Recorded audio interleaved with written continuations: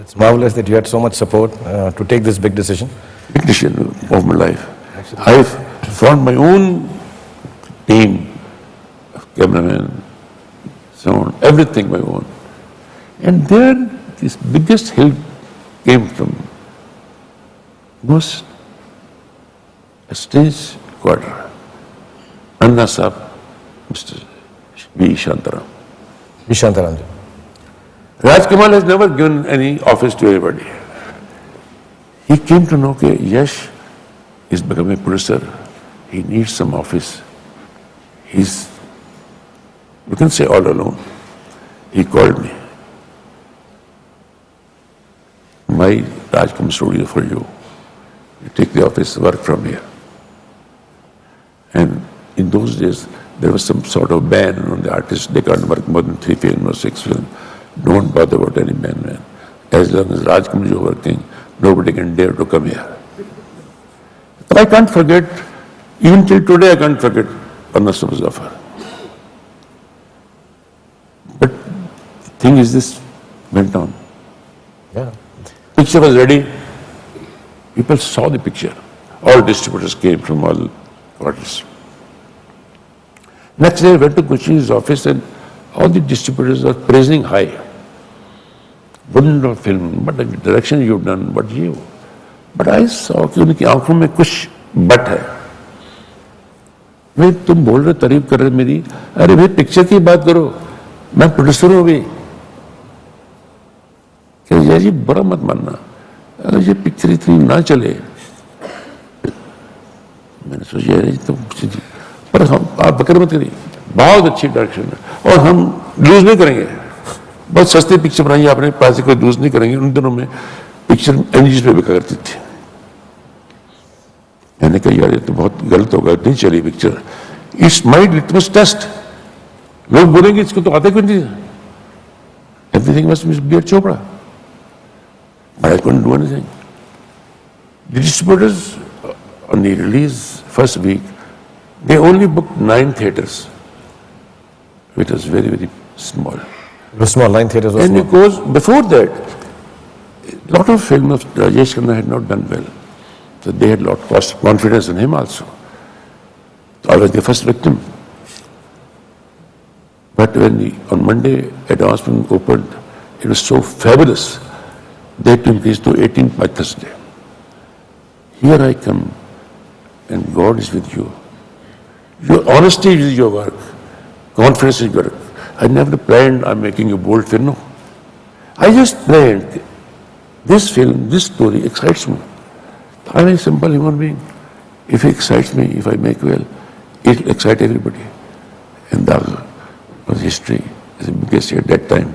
And from that day, Yash Films has come up till today. Ashar. And I'd like to quickly move on to the next ones actually, जो हम लोगों ने जो ज़्यादा देखिए दाग, of course, उसके बारे में फिर से मैं बात करूँगा. The unconventionality of your subjects. You're a simple man, but you choose very, very unsimple topics to make. तो इसमें कुछ ना कुछ कहीं पर दाल में कुछ काला है. We have to find out. But quickly moving on, आपने 2 फिल्में साथ में की उस जमाने में, 2 बिल्कुल अलग किस्म की फिल्में जो आज तक क्लासिक हैं. तब क्लासिक थी, जिंदगी भर क्लासिक सी रहेंगी. And completely chalk and cheese kind of films. Yash ji made 2 films near simultaneously. उस जमाने में पहले तो इतनी बड़ी फिल्म बनाना और फिर 2 वैसी एक साथ बनाना बहुत ही बड़ी बात थी. Yash ji made दीवार and कभी कभी together and with the great Mr. Amitabh Bachchan, जो एक में पोएट थे और एक में थोड़े से एंटी हीरो टाइप कैरेक्टर था. And both of them classic films, both of them. तो कभी कभी ऐसा नहीं होता था कि पोएम की जगह वो कहते थे मेरे पास माँ है और राखी जी को कहते कभी कभी मुझे मेरी माँ याद आती है. Secondly, these 2 people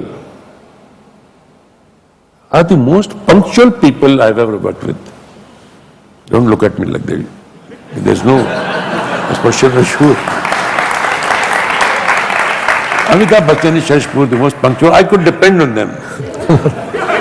When I am around, they are there.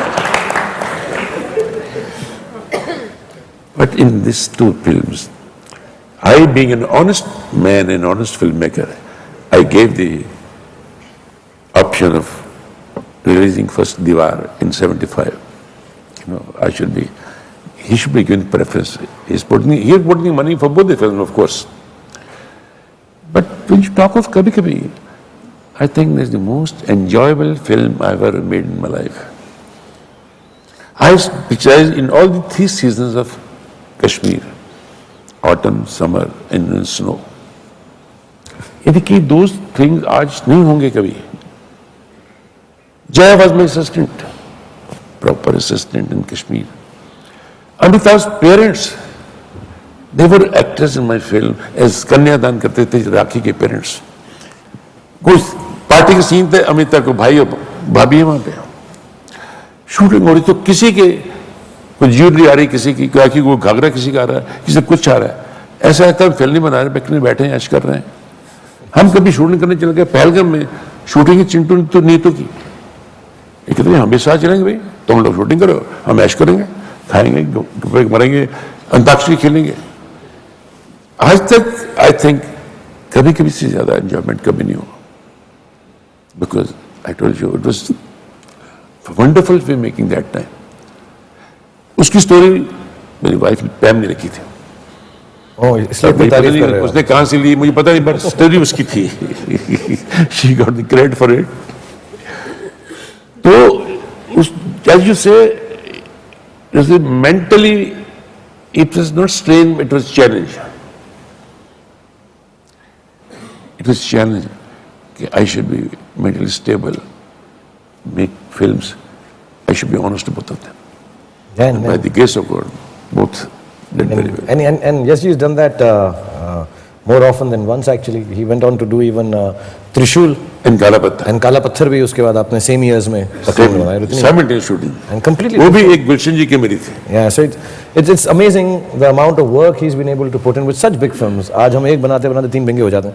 और मेरी दूसरी कहानी जो आपसे जुड़ी हुई है, 80s की बात बता रहा हूँ मैं, तब शायद 14 या 15 साल का था मैं.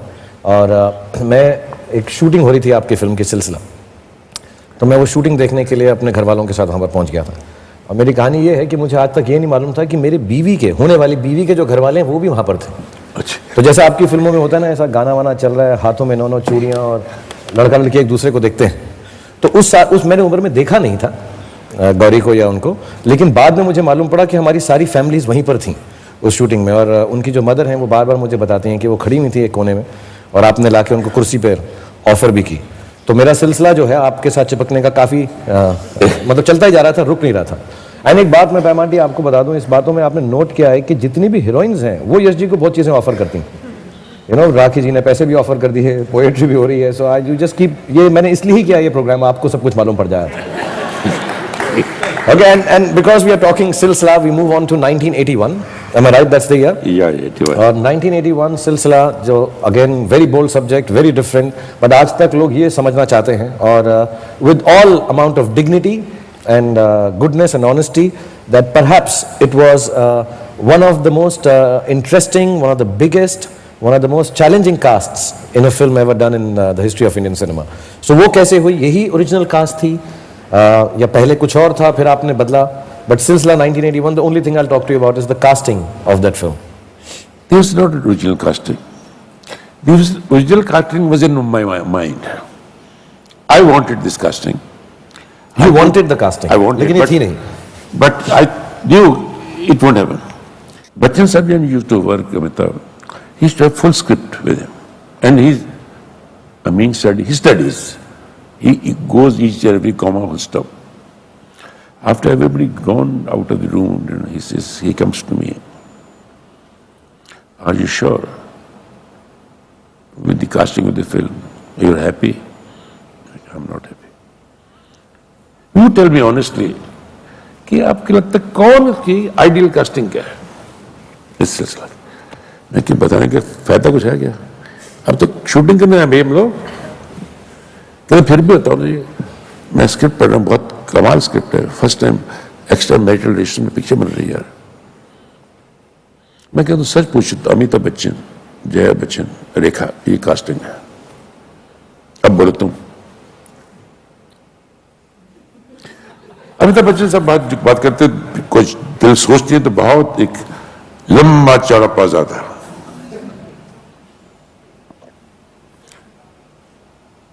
ऐसा करते हैं,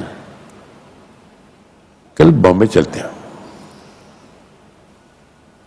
और फिर दोनों से बात करते हैं, आप जी ऐसे बात कीजिए, कैसे बात कीजिए। अगर हो जाए फर्स्ट क्लास, कि ये बड़ी मुश्किल बात है, बट मैं प्रोड्यूसर हूं तो करना ही पड़ेगा। हम दोनों आए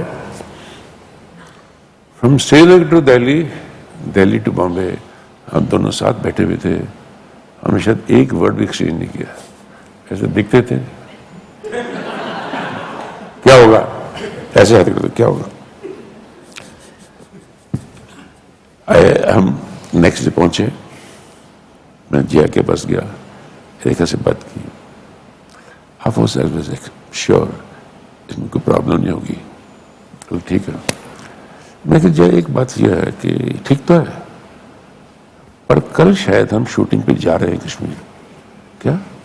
हाँ, और ये कास्टिंग हो गई, लेकिन before I started the film मैंने दोनों को अलग अलग, इकट्ठा मिलना तो मुश्किल था और ऑब्वियस रीजन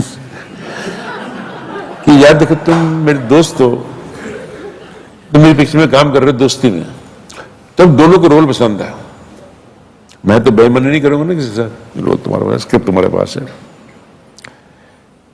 यार मेरे साइड में कोई गड़बड़ी मत करना यार। दोनों ने मुझे श्योरली लाइक बिल्कुल proper, we will do the best, don't worry, and they didn't give me any trouble. I made the picture in perfect harmony. तो क्या रहता है कि मेरा ख्याल है कि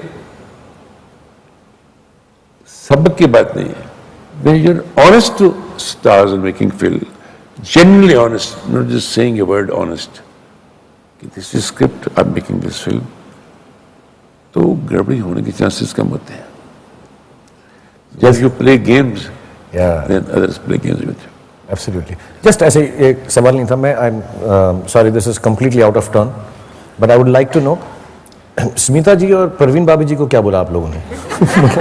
ये सबसे ये कश्मीर में ही बैठे ये सबसे इम्पोर्टेंट बात है। अब बुलाएंगे ये सबसे इम्पोर्टेंट बात है।